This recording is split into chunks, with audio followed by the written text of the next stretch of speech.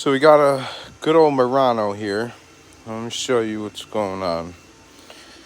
Rear passenger strut or shock, whatever you want to call it. It's not a strut technically, I don't know. But stud has snapped off at the welds. That side stud is still up in there. But as you can see, that this is a little billow, right? And if you look up in there, it's a little canopy. That's where one stud goes. And that's the other stud. You can see the mark of where it's supposed to be. Be easy to do that, but that's going to be some good repairing. I'm going to have to cut a hatch into here, open this up, and I'll weld that back onto there. This is going to be fun.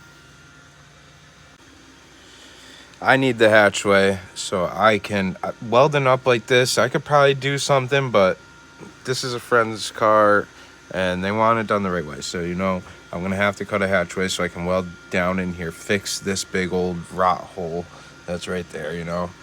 We'll see what it looks like. Now we got the hatchway cut out. I cut off the old one, old template. I'm going to put a bolt through the other side. And then I'm going to reinforce this here. Clean this up.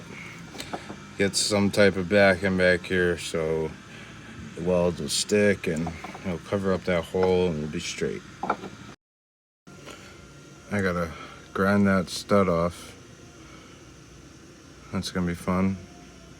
Got a carbide bit bent out a little more so I can get it in there better.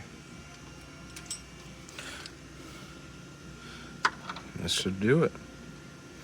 I'll be able to pull it up. There's no nut on that one. I had to opt for the long one. Grinded that bad boy right down. Got her out. So I got a bolt, some big washers, welding up that hole.